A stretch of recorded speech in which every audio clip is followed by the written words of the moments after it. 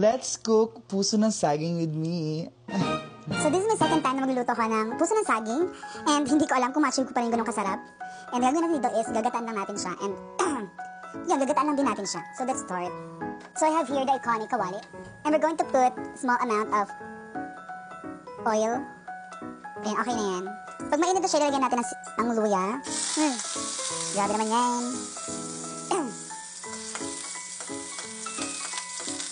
Ay, nag-overflow. Next, lalagyan natin ang sibuyas at bawang.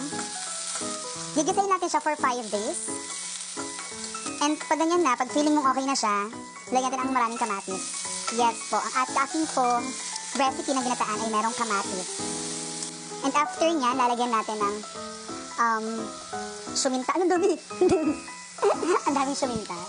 Ayan, pag ganyan na yung kamatis niya, ilalagyan natin yung puso ng saging. Okay. So, yan natin sila mag-join together here for 1 month.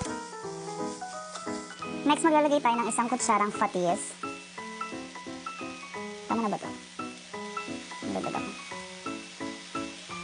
I'll be using this gata from Coco Mama. Instead of gumamit ako nung yung purong gata, like yung pipiga-pigain pa, far away.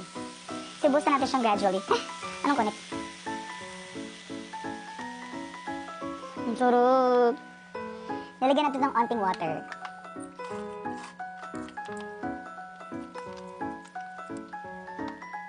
Tapos maglalagay na tayo ng maraming sili.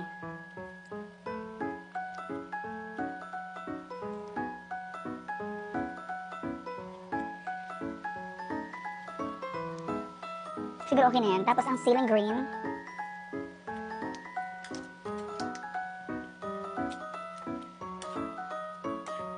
So I'll be using this fried sardines instead ng regular lang na sardines kasi wala na pambangot ang sardinas. So ilalagay natin siya. Ano kung laksa nito? This is my first time to use this. Hindi tama siya. Mantika niya pati. Tatry lang natin. Ay, sana good siya. My gosh. Ano kung laksa nito? This is fried sardines hindi siya yung regular na sardines lang. Durugin natin lang siya and incorporate.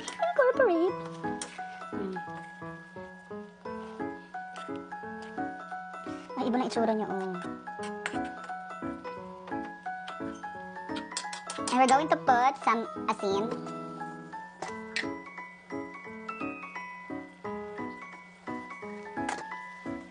Ay, dami.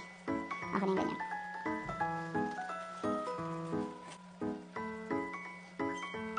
Let's taste it na muna. Ay, ito.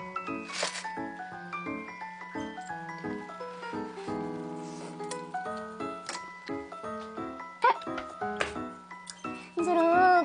Ang sarap. Isa pa. Ingat ah.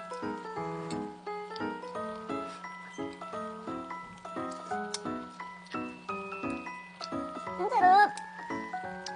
Sarap. So, takpan mo natin siya and balikan natin after 1 week. So, after 1 month, ito na siya. So, let's try ah! Oh, si Shout. So, ito yung gusto ko sa puso ng saging. Ito yung gusto ko eh. Yung matangkad, yung mapureo, yung tao. So, let's try na.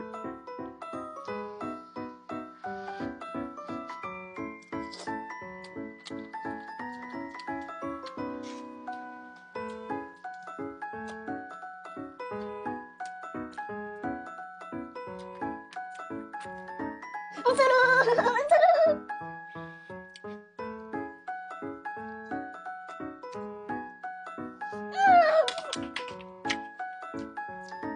Bye-bye!